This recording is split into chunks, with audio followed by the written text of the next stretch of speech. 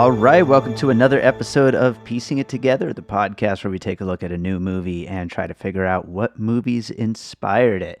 And today on the show, we've got a wild one for you. We are going to be talking about this movie called PG Psycho Goreman.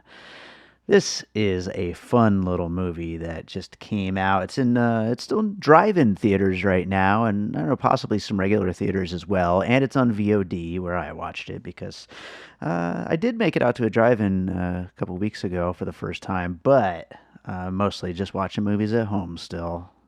Freaking pandemic. But anyway, this movie is completely insane, and it's about this little girl who befriends this monster creature thing and has the ability to control it, and they get into some shenanigans. It's a weird movie, and it's very gory and very ridiculous and a lot of fun.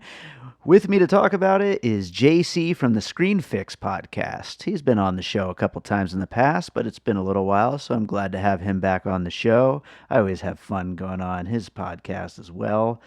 And so we're going to get into that in a minute here. But before we do, I want to remind you all, as always, to make sure you're subscribed to Piecing It Together wherever it is you listen to podcasts. You could also rate and review us on Apple Podcasts or Podchaser if you're enjoying the show. And follow us on social media at Piecing Pod. Also, don't forget we have a Facebook group called Popcorn and Puzzle Pieces, where we continue the conversation about all the movies we talk about here on the show.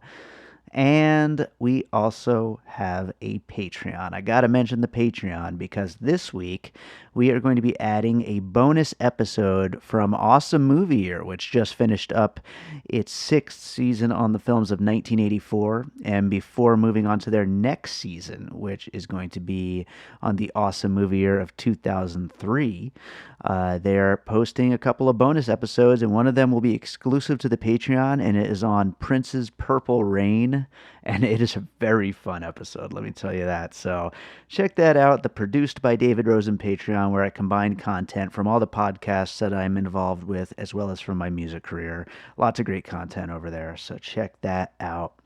And with that said, let's talk about Psycho Goreman. All right, so back on the show with us, it's JC from the Screen Fix podcast. How's it going, man? It's going great. I have to say, I am so happy to be here. I've been on the show a few times, not in a hot minute, and I have missed you. I have missed your face. Like, I don't know how this is possible, but every time I come on this show, we're both a little bit older, but you somehow keep getting more and more attractive. Oh, thanks, man. Thank you so much. Yeah. No problem. You know, it's a steady regimen of sleeping most of the day and then just watching movies and podcasting about them the rest of the time, and that's all I do. So, that is the key to long health and long life. Yeah, that's right. Sleep and movies. Oh my God, some of these podcasts are going to last way too long. All out there. So your return to this podcast, by the way, comes for Psycho Goreman. Yes, you traditionally asked me to do the movies that nobody else wants to, and I'm okay with that. I'm just happy to be here. I'm just happy to be here. I don't know. I wonder if this movie, I honestly don't 100% know what the reaction to this thing is. I feel like a lot of people love this movie, and then I feel like a lot of people haven't even heard of this movie, and I don't know. I'm not really sure where the general consensus is, but I know I had a lot of fun with this movie. Was this something you were like actually looking forward to when it came out, or did you just kind of just check it out? We're like, no, this is weird. This is actually pretty funny. Like, I had just heard of this movie when you said, "Hey, does anybody want to fix this with me?" And I was like, I have absolutely. It's funny because you asked about fixing it, and I had planned on watching it like that day. Like, I had heard about it, read about it, saw it, and I'm like, well, you know what? I'm gonna watch this anyway. And I know this is right in a horror comedy wheelhouse that I really enjoy. Sure. So I was like, "You're damn right. I want to fix this. I mean, not fix this." Yeah, I was gonna say fixing is what you do. I'm already JC. screwing up. That's my part. Sorry. We piece together. If you wanted to piece together instead of fixing. Yeah. Piece together. I'm sorry about that. No, I totally you're got good. mixed up. You're good. Yeah. So you were asking if anybody wanted to do puzzle pieces because you had a bunch of them, and I was like, hell yeah.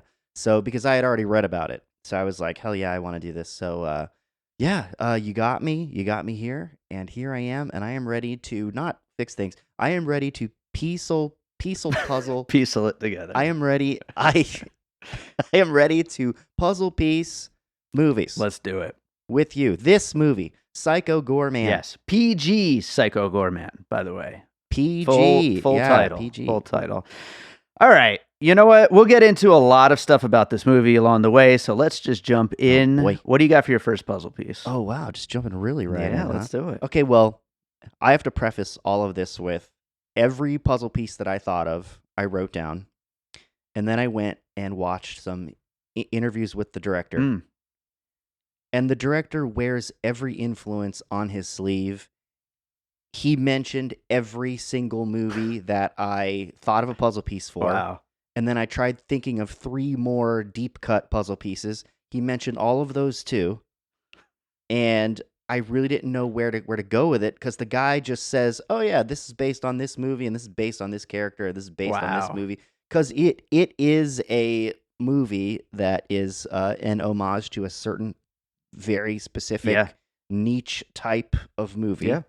And he definitely will tell you what inspired every single thing in this movie. He's basically puzzle pieced it together for us. That's exciting. I need to check out that interview afterwards. Yeah, it's a couple of them. And what I'm going to do is I am going to just tell you the one that I thought of.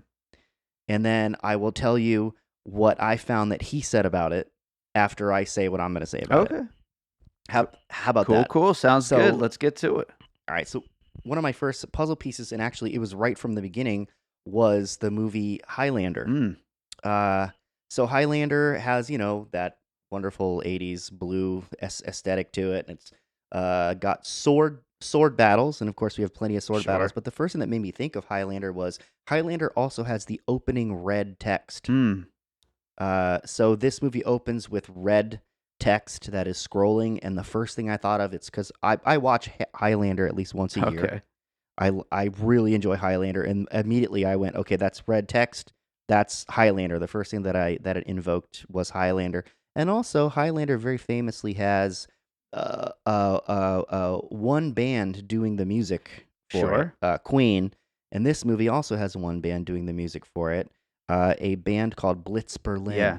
So I've been doing a bunch of scores for indie films lately. Yeah. So that was my first one, was Highlander. And of course, I went to the tape, and the director said that he also loves Highlander. And he says that's why he fills his films.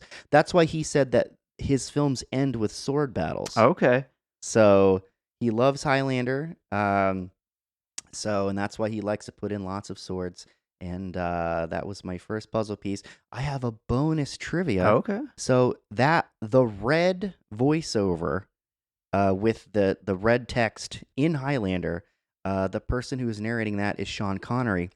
And the reason why that it sounds all why there's like an echoey, ethereal component to his voice is because he recorded it in his bathroom. So the echoey sound is his voice ricocheting off sinks and toilets.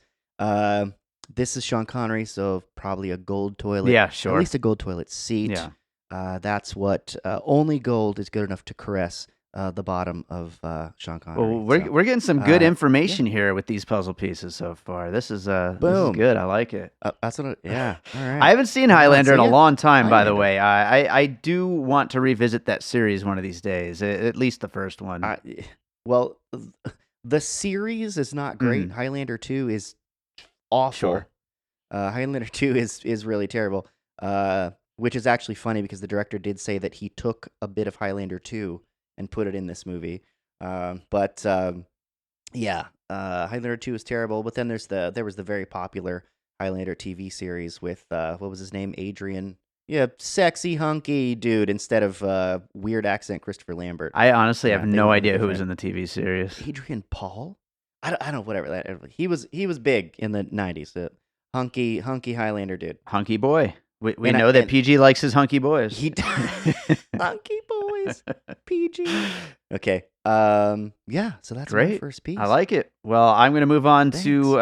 to my first piece, and this is kind of the Great. first one that came to my mind. The mixing of kids with just ultra gore violence for comedic effect. I thought of the 2010 comic book movie Kick Ass Oh, yeah. with what's her name, Hit Girl, I believe, and just ultra Yeah. violence and a precocious kid who just loves it and thinks it's so much fun and so Yeah. funny, and it is such a fun thing to watch because kids being kids, but then being surrounded by all this over the top gore is great. And this movie, a lot of time when you get to these kind of like B movie inspired kind of films, people will talk about just how completely insane and over the top they are. And then you watch them and you're just kind of like, this doesn't really quite live up to what everyone's talking about. But this movie is pretty freaking gory. I mean, there is a lot of decapitations. We get Yes. people melting and all Yeah. kinds of shit. So I was very, very pleased with the gore in this movie. And that is a big plus for me. But it's that gore that only scares like kids. Right. You know what I mean? Like this it's that gore that this is the reason why when we think about a movie that scared us when we were like 80s kids or even like late, early 90s kids, when they were still throwing kids in really gory stuff. Yeah. This is why there were, and also I believe PG is a nod to how PG films were so scary for kids that they had to make the PG-13 Sure. rating. Yeah, I would think so. Yes.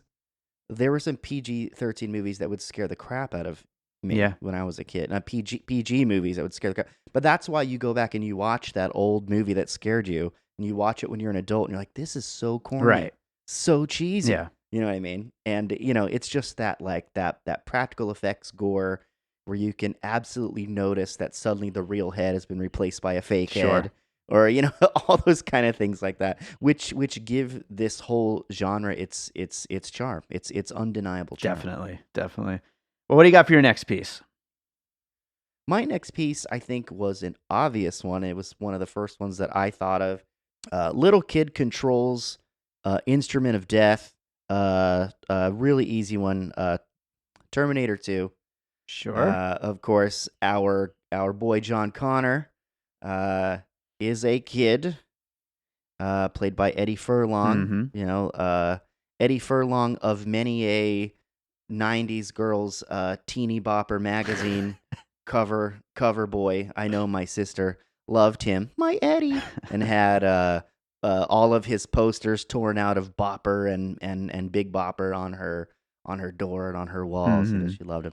But anyway, he was in control, of course, the ultimate killing machine, Arnold Schwarzenegger's T-800, and there's lots of nods to it in here. I mean, even from like having to help him like reconcile with, okay, when I tell you not to hurt anybody, that doesn't mean like instantly kill them so they don't feel pain or Right. something like that. Like when Psycho turns that cop into basically like a living like melty pain creature, Yeah. and it's trying to kill itself the whole time, which was actually pretty It was funny. very funny. Very morbid, but very funny.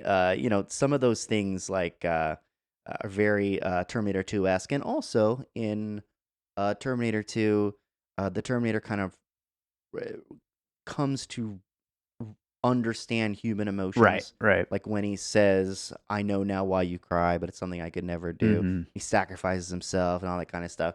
I mean, at the end of this one, our character Psycho does say that he realizes what love is. Those. So there's a lot of parallels there Yeah. with Terminator 2 and this film, and also like Eddie Furlong was kind of a punk ass, and I'm sorry, but Mimi is definitely a punk Oh, ass. definitely. In She's this a little shit. movie, because yeah, I mean it's far funnier for some punk ass kid to control a monster of death than like it would have been a completely different movie if her brother Yeah. had the control. Would have been some wimpy, like it definitely would have leaned more PG than R had the I think had the so. wimpy brother controlled the monster. You know, you also have the bad guy character showing up in the form of like an authority figure and tricking the parents. So you got that too. Oh, Yeah, see? multiple Yeah. Terminator 2 levels. I definitely agree with everything Oh, you're yeah. saying there. Big And time. what a great movie to take inspiration from. It's the best action movie ever. So Oh, yeah. And I thought that I was brilliant coming up with that puzzle piece. But the director said, quote, quote, as a kid, I was mesmerized by the relationship between John Connor and the T-800 in Terminator 2, and the way this relatable kid could suddenly have a badass villain as his pal. So, nothing the director didn't throw in on purpose, perfect. but that's going to happen with every puzzle piece that I could possibly come up with ever. That is This that's guy exciting. throwing all of his references right there in front of us. All right. So yeah. All right. Why don't we Well, go ahead?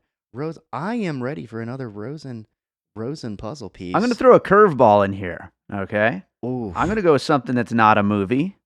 I'm going to go with the What? band Gwar. Oh my gosh. Yeah. Talk about Big rubber costumes. rubber suits. Yeah, big giant rubber rubber suit spikes. costumes and just totally over the top and Yep. absolutely insane everything, along with the heavy metal, aspects of the score. And just totally over the top insanity and great costume work, and everybody being a little bit different. I think costumes will come up in more of my pieces along the way, but definitely Gwar though. They did it amazingly. Have you ever seen Gwar live? I've never seen Guar live other than like bits and pieces that I've seen like online. I've never like gone to So one. much I think fun. I'd probably like pee. I'd probably pee my pants. Probably, knowing I'd what be I know. like, I want to see Jewel. Well, Jewel would be a good show as well, but Guar is a good one because I feel like a lot of this, even the fantasy sequences and whatnot, are like they look like the flashback stuff. They look straight out of like heavy metal magazine or like trippy fantasy album covers and like blacklight posters from the 70s and 80s for sure. And Guar was right in the mix with that aesthetic. Absolutely. So, Yeah, yeah, they're for like sure. kings of that kind of thing.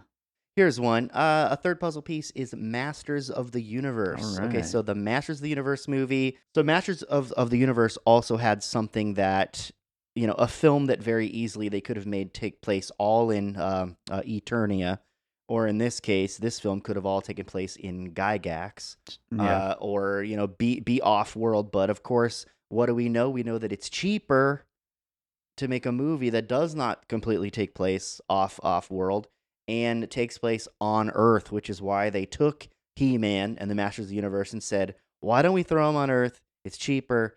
We're not going to build all these sets for this movie. And this movie has that same feel, taking something that is part of some crazy epic, like one small piece of an epic struggle going on in the universe, and taking that very powerful force and just dropping him into suburbia.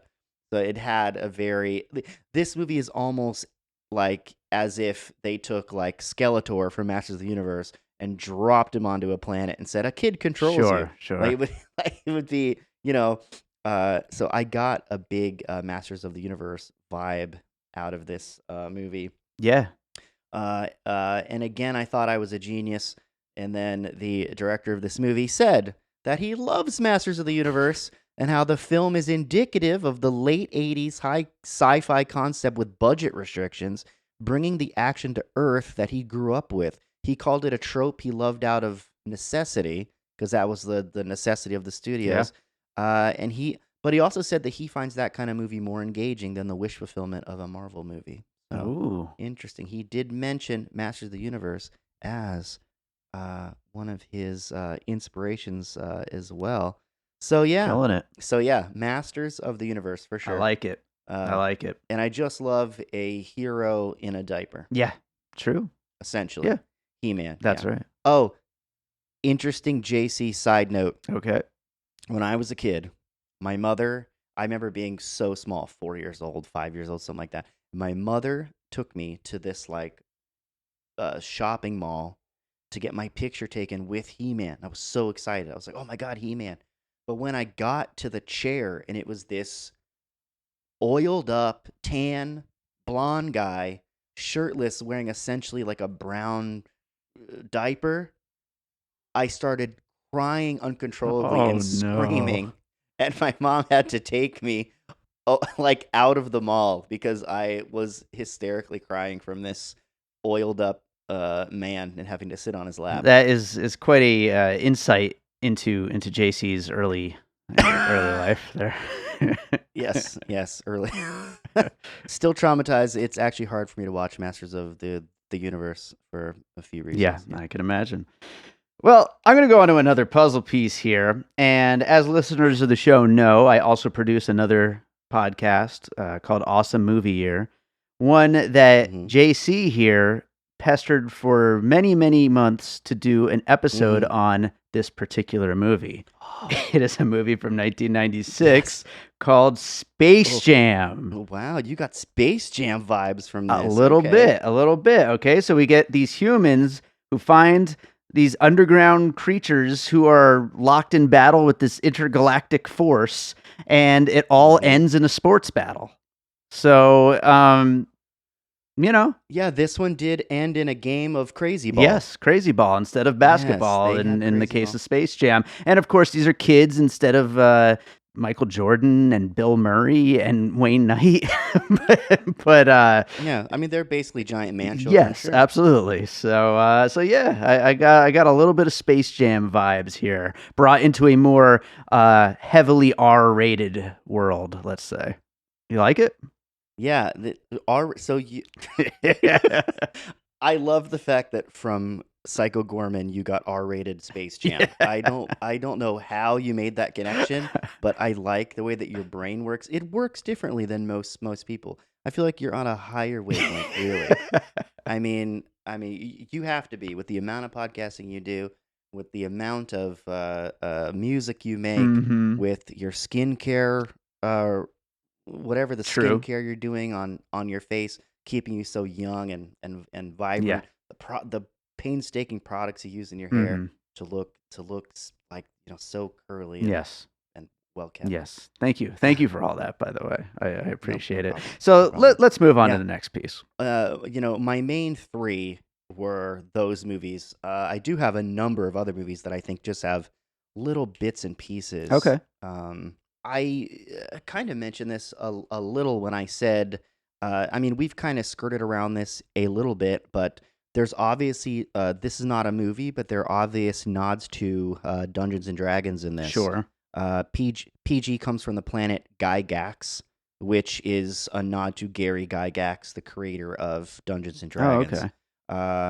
So that's why you get and I believe that's why you get a lot of Dungeons and Dragons type concepts like Archduke of Nightmares.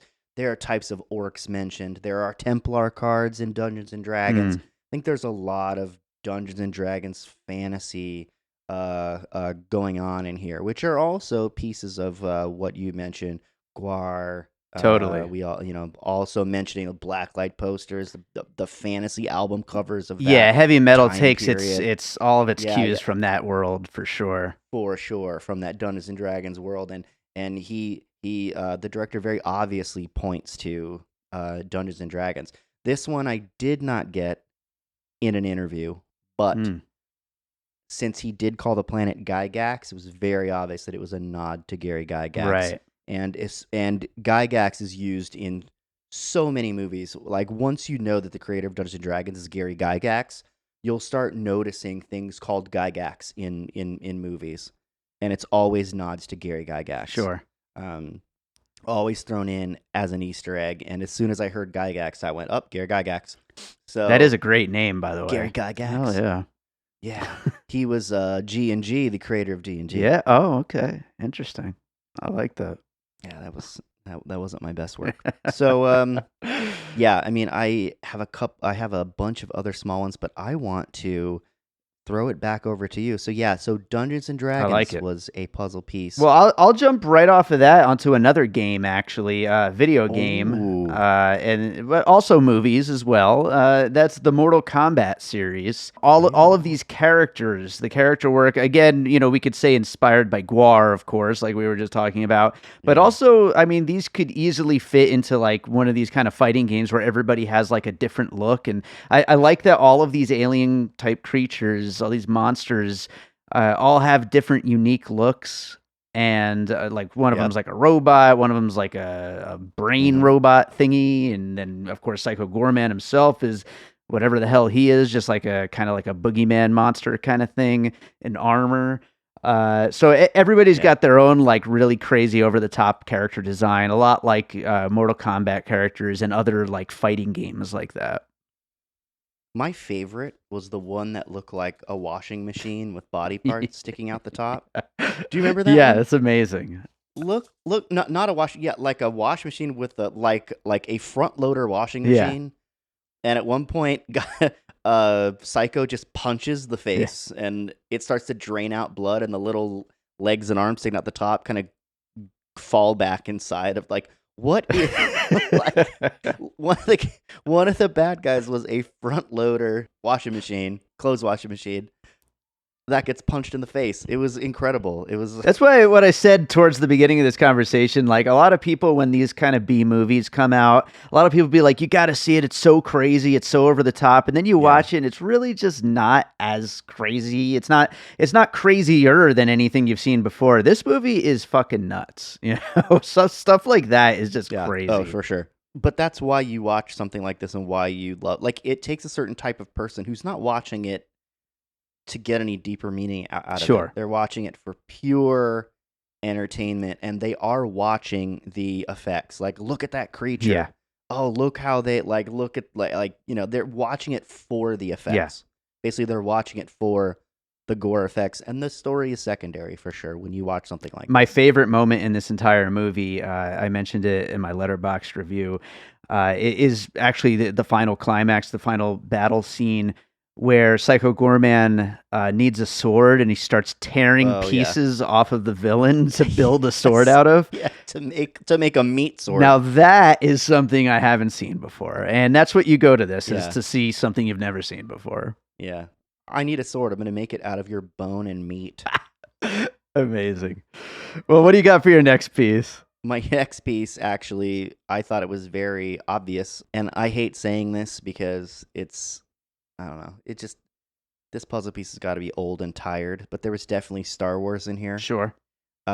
Because, and it's very obvious right at the beginning, when the Templar kills the guy at the council meeting for calling her religion silly. Straight out of Star Wars. She's talking about, oh, my religion, blah, I'm going to whatever, the galaxy. And then the guy's like, your religion is silly. And she kills him right there. I'm like, okay, there's Darth Vader. Yeah, right I guess so. And then, guess what? I'm not very brilliant, because here comes a quote from the director. Uh-oh. So basically, not a quote, but he says in the interview, he loves Star Wars. He said he was a Star Wars kid growing up. So you can see right where he took Darth Vader. But also, to your point in your last fix, the various creatures, the various soldiers, whatever, monsters, the various whatever aliens in the galaxy. Yeah. He said that he loved one thing he loved the most about Star Wars was the bounty hunter lineup. Mm. Like in that scene where it's got all the different bounty hunters, and you wondered, like, man, what's that one's story? Right, what's going on with this one? Like when you all those kind of things. He said he wanted the creature. He wanted there to be like attention to detail amongst each individual creature, and he wanted you to want to know more about them. The same way that he felt about the bounty hunter lineup in Star Wars. Yeah, I actually had Star Wars on my list as well, and for that exact reason. I was almost going to combine it with Mortal Kombat because, like I said, it's just like this big cast of completely different characters, and they all just look so weird and different. Kind of makes you wonder about each and every one of them. So yeah, definitely Star Wars belongs in there as well. It's like Star Wars meets like a pothead in front of a blacklight poster. Sure. Very intense. All right, I'll go to my next piece here, and that is Bill and Ted's Bogus Journey, the second one where they just go balls for the wall insane and just throw everything in that they could think of, and it just becomes pure nonsense, pure ridiculousness. And I actually found last year before the third Bill and Ted that I love this movie. I didn't realize it as a kid, but I love just how insane this movie gets. And obviously Station could fit right in with a lot of these monsters. And then Death, I think there's a lot of similarities with Psycho Goreman as this, like, he's death. He's evil incarnate, and yet he's just kind of, he's kind of neutered in his abilities, and so he just becomes along for the ride, and just becomes sweeter and sweeter as the movie goes on, which I think is, a big thing of why the death character in Bill and Ted Bogus Journey was just so much fun. Oh, for sure.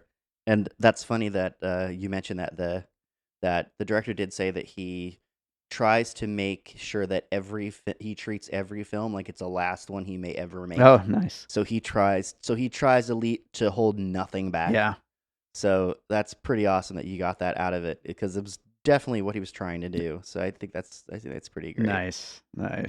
What do you got next? Oh boy. So this one is a very tiny nod, but the movie Critters. So the movie Critters also has an alien transforms into human being scene. In the very beginning, if you remember Critters, the Critters are like intergalactic, like criminals that escape from a prison. Those little critter guys. I actually don't remember the plot of Critters criminals. like at all. They are criminal. You need to go back and watch Critters also, because Critters is another just it's funny. It's just ridiculous. Yeah. So Critters, like a lot of the comic relief in Critters comes from actually these two aliens that have been like the alien cops that are supposed to go bring the prisoners back. They look like these weird whatever. They're these aliens, and they look at like a video screen of, like, one of them looks at a pretty normal human and becomes that person. Mm-hmm. The one alien though looks at like a picture of like a rock star. He looks kind of cooler, like a rock star guy. Yeah. And it's pretty funny. And in this movie, and it happens like that, where there's a lot of like face melting and like morphing into a human face. Sure. And this has that same scene with our Templar. She like turns that human into a little flesh cube. And then uses the flesh cube her face starts melting. And of course, it's really funny because the one alien is blocking the other alien's eyeballs because it's so grotesque. Yeah. But she also becomes a human. So I really liked the human morphing scene. And also, like, this movie really has some of the spirit of Critters. And the morphing scene is, you could put them side by side and see the similarities. Yeah. Just that great late 80s cornball practical effects. And I got to go back and revisit it one of these days for sure. Right. And the thing is a lot of filmmakers are now like aping that aesthetic. Sure. Especially like filmmakers that have like not a lot of budget, but they still want to make something. Yeah. Because now you can crank out special effects at home that are higher quality than at the time that those movies were being made for nothing. This director's first film, Manborg, was made for $1,000. Wow. And he was borrowing film equipment from his high school to make it, and he did all the practical effects himself. And that movie was Manborg, and I actually just watched it today. Oh yeah. And Kung Fury is Manborg. Like, Kung Fury wishes it was Manborg. Oh wow. Because they have like similar level of like special effects, but Manborg predates Kung Fury. But basically, Manborg is like a little bit of a better Kung Fury, and it's I don't know, it's just a fascinating thing to watch, and to know that this person made it for like $1,000, and now these things are a dime a dozen. Like, these movies that are aping that late 80s like B budget aesthetic. Sure. You can find them everywhere on Amazon Prime. You can find like Mega Time Squad, Turbo Kid, Galaxy Lords, Zero Charisma, the FP2. Oh yeah. There's like to I guess like a little bit bigger budget. I guess like Deathgasm. Like I don't know. There's just all of these. They're all aping that style. It's pretty funny because I feel like on a larger budget, like your Stranger Things, or what else? Something that just came out that like kind of apes that Amblin. Like Anyway, I it. feel like like it, Yeah. right? So I feel like the higher budget, they're kind of like aping like that Amblin 80s aesthetic, Sure. but on a lower budget, they're really aping like your Roger Yeah, Cormans yeah. or your Trauma films or your Canon films.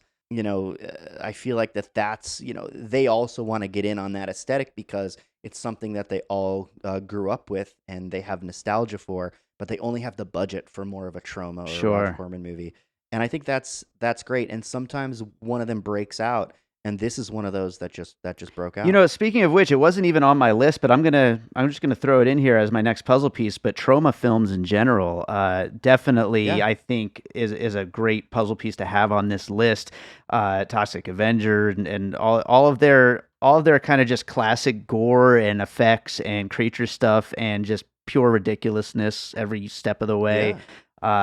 Definitely Like non-PC. yeah, non-PC for sure. They're like purposely non-PC and like gratuitous. Yeah. With a capital G. Oh yeah. For sure. Absolutely. And those movies are so much fun and that's another thing about this movie. I know it's getting like a small run right now at like drive-ins and stuff like that. I'd love to watch this movie with a crowd at like a theater once, that is a thing again. I wish that I would be able to get to see this that way. For sure. What do you got next then? I guess do yours and then I will run down a small list of things that we didn't get to that he also said inspired this movie. So like the pieces that like we didn't think of. Cool. Does that sound cool? That sounds good to me. My last one is, I think, an easy one. It's something I haven't watched. Again, 80s, something I haven't watched in a long time. But a little movie called E.T. With a precocious kid and an alien. I think definitely needs to be on this list. Certainly a little bit of a different tone here. But it has to be there on a list of movies that might have inspired Psycho Goreman. That is absolutely apropos because the inspiration for this movie came from when the director, when he finished the movie The Void, he had just finished, he did Leprechaun 3 or something ridiculous like that. He did one of the Leprechaun movies. He was home and he said he was like just relaxing after that experience of making Leprechaun. And he said he was watching Rawhead Rex, like the 1986 horror movie where like a evil entity starts like raising havoc across the Irish countryside. Okay. A Clive Barker short story made into a Clive Barker film, I believe, with a Clive Barker screenplay, but it's terrible. But anyway, this movie, he was watching Rawhead Rex, and he asked himself, what if you combined Rawhead Rex, like this awakening of an evil spirit, with something like E.T.? And he specifically said that like this movie is essentially like, what if Rawhead Rex and E.T. were like combined? So basically like meshing like contradictory tropes. Sure. Like meshing the family adventure with the sci-fi horror fantasy. Yeah. And like what comedy can be mined from that. That's great. That makes so much sense too, because that's exactly what this is. It's a blending of two very specific tropes in classic movies. Yep. Yeah, and it's being mined for this the comedy, like what, just combining kids with a whole bunch of gore. Yeah. So let's speed round what you got left then. What do you got? Sure. So the speed round that I have left are, let me see. He cited Roger Corman's attempt at a Star Wars cash-in with production design by James Cameron, Galaxy of Terror. I don't know if you've seen Galaxy of Terror. No. I have seen Galaxy of Terror. I will put a small warning on there that there's kind of a controversial, weird alien worm rape scene in that movie. So let's just, if that bothers you, don't watch Galaxy of Terror. But Galaxy of Terror is a Roger Corman movie. And then Class of 1999 is one, which was a sequel to the movie Class of 1984. Okay. Essentially, like, this movie is if they took, basically, like, students have become so unruly that they get, like, robots to be the teachers, and what if those robots just had the like carte blanche to murder kids? So another one is a movie called Sinjanor, which I've never seen, but he really likes that one. Sinjanor, he likes Guyver 2, and he also mentions the 1999 Jamie Lee Curtis movie Virus. Okay. Yeah, so those are just some of the other movies that he mentions while talking about this movie, or are like inspirations of his overall. I love that when a Um, filmmaker's just absolutely wearing that on his sleeve and just loves talking Yeah. about all of these inspirations. That's great. It's great. But one of my first thoughts when I was done was I was like, wow, this is a movie that poses the question, what if Thanos was your bitch? There you go. There's your pull quote for the poster for sure. Yep. Yeah, and also use the aesthetic and just all of the tropes of a late 80s schlocky practical effects B-budget horror movie. Love it. Well, I'll go ahead and do the finished puzzle then we'll get into some closing thoughts here. So the finished puzzle boy. for Psycho Goreman includes Highlander, Kick-Ass, Terminator 2, The Band Guar, Masters of the Universe, Space Jam, Dungeons and Dragons, Mortal Kombat, Star Wars, Bill and Ted's Bogus Journey, Critters, Trauma Films, E.T., Galaxy Terror, Class of 1999, Sinjanor. What the hell is that movie? I gotta see what that movie is. Guyver 2 and Virus is our final list there. Yeah, I had so much fun with this movie, man. Do you have any other like thoughts on it that we didn't quite get to while going through the puzzle pieces? Not really. I mean, I did tell you though that I watched Manborg. Yeah. And the end villain in Manborg is basically the red version of Psycho Goreman. So it's like you could see like the evolution there. Nice. I was like, okay, so Psycho Goreman and the end guy in Manborg are essentially the same person, just a different color. What's interesting, like the design of PG was actually, the director said, like, what would get him excited if he was a little kid and saw that as an action figure on a store shelf. That makes perfect sense. I mean, I would have like, loved this thing for sure. Right? And he said that he gave the designer for Psycho Goreman, he said he wants, like, think of Skeletor, Molasar from The Keep. You ever seen The Keep? I don't think I ever saw that. That totally could be another puzzle piece, because like Molasar is very similar to Psycho. It's basically, it's like a B-budget schlocky movie, because it does have a guy in like a rubber suit villain. Yeah. But it somehow has Gabriel Byrne and Ian McKellen acting opposite the rubber suit man. And then he said for the designer to look at Baron Karza from Micronauts, Venom, Megatron. It's basically like a mashup of Saturday morning cartoon bad guys. Yeah, that's perfect. To create this guy, to create PG. That's perfect. So yeah, I found that interesting. So you can see all of those characters, like in either how he acts or how he looks. You could see a little bit of all of those guys in this one character. He's basically like, when you, like, if you were to go online and use one of those like celebrity mashup tools and be like, what does it look like when I don't know, Scarlett Johansson would have a baby with Tom Cruise? JC from the Screen Fix podcast. Oh God. What would that look like? I would be into that. Oh wait, if I had a baby with ScarJo, or if I had a baby with Psycho? Oh wait, take your pick. Psycho, because then I can control the universe. Maybe. Yeah. ScarJo's okay. You are a hunky boy, JC. It's very true. We are both very hunky, curly-headed princes of the universe. We are. Speaking of curly-headed princes, one other thought I was going to say, the dad, Greg, played by Adam Brooks, hilarious. So much fun. Every scene that he's in, I just thought he was great. Yeah, the laziest crap dad, like deadbeat.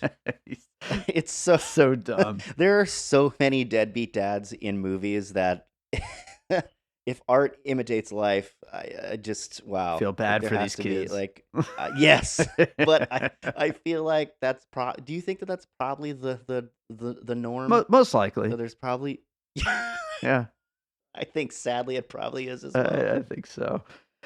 Well, I think that's a good place to wrap up Psycho Goreman on.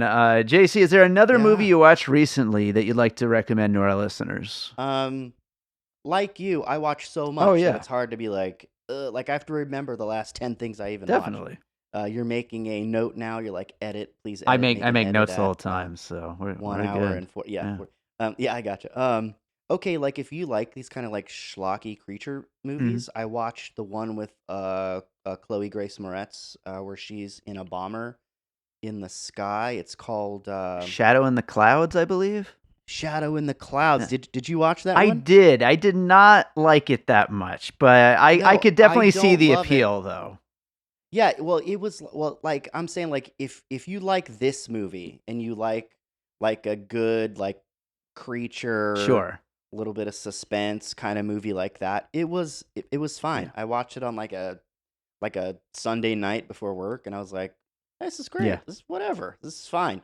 You know, it's like it's not the most epic monster movie ever, but it was an interesting take on that kind of stuff. Totally. Like, so basically, she's in a bomber. It actually, to me, it kind of played out almost like a radio play for a while. Yeah. Because it is like a lot of dialogue. She's just stuck in the little shooting bubble underneath the bomber, and it's like a lot of talking over the radio and stuff like that. Sure. But it is an interesting take on something.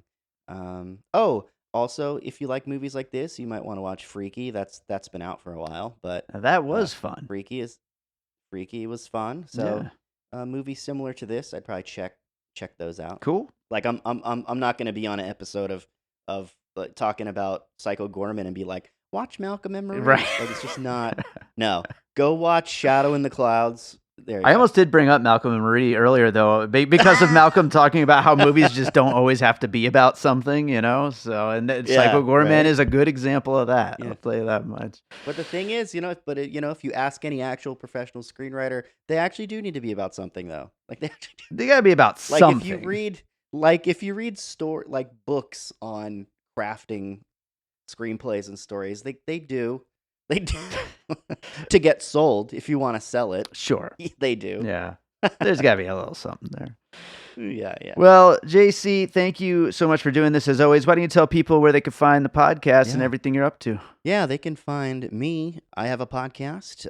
It is called Screen Fix, and me and a guest will we fix films. We will fix something recent or whatever. And we don't try to be rude. We know that a lot of people work on a movie. We're just having fun saying what we would have done. You know what I mean? And we will also sometimes tackle an older film. We're trying to be more constructive on the pod. I do have an episode coming up on the movie Catwoman, the terrible Halle Berry one. Nice. So trying to tackle some classics that could maybe use a little bit of help. So stay tuned and check us out anywhere that you find your podcasts. Screen Fix. Every movie could use a little help. That's a good tagline there. I like it. Thank you. It didn't work on any of the ads that we put out, so we got very little clicks. So still trying to find the proper tagline to hook them in. Yeah. Well, let's just keep doing what we're doing, man. But we're doing all right. Yeah. All right. Well, thanks so much for doing the show again, JC, and look forward to talking to you again sometime soon. Thank you. You're the best podcaster there is in the biz doing movie podcasts. You are. Thanks. Don't even be humble. Don't even say I want. You know it. You know it. Thank you for saying those kind words. Hey, I'm Josh Bell. I'm Jason Harris. Hey, Josh, we're friends in real life, but we're also co-hosts on this new podcast called Awesome Movie Year, where we take a look back at an awesome year for movies and do a deep dive looking at movies including the Best Picture winner, the biggest movie at the box office, future cult classics, and more. including the biggest flop. And this season, we're doing 1994. You can find us wherever you get your podcasts. That could be Apple Podcasts, Stitcher, or Spotify. We're all over the web as well at Awesome Movie Year on all the socials and Awesome awesomemovieyear.com. So please like us, subscribe, and if you do like us, give us a 5-star rating because we love you. All right, so I hope you enjoyed that conversation about Psycho Goreman. Thanks to JC from the Screen Fix podcast for stopping by to talk about it with me. He brought a lot of interesting insight into that filmmaker, huh? That's an interesting, different kind of way to approach these puzzle pieces. And, you know, I always love having all kinds of guest co-hosts on this show, and everybody kind of brings a little something different to the way they prepare for these conversations. So I love that about this podcast. And if you are out there listening and are interested in joining me for an episode, there are plenty of movies coming up that I'm going to want to talk about. So get in touch with me. You should join me for an episode. So that does it for today. I want to remind you, as always, to make sure you're subscribed to Piecing It Together on whatever podcast app you listen to podcasts on. And you can also follow us on social media at Piecing Pod and join our Facebook group, Popcorn and Puzzle Pieces. Don't forget about that Patreon I mentioned at the top of the show. We do have the new Awesome Movie Year content hitting this week, and I'm actually planning on recording a bunch of back-to-back Piecing It Togethers over the next week.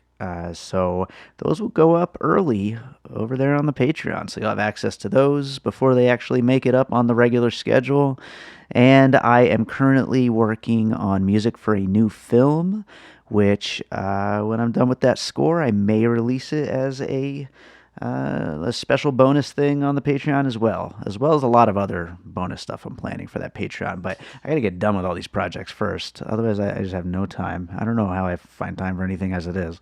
But anyway, yeah, check it out. Produced by David Rosen, Patreon. So that does it for today. Let's close this thing out with a piece of music like I always do.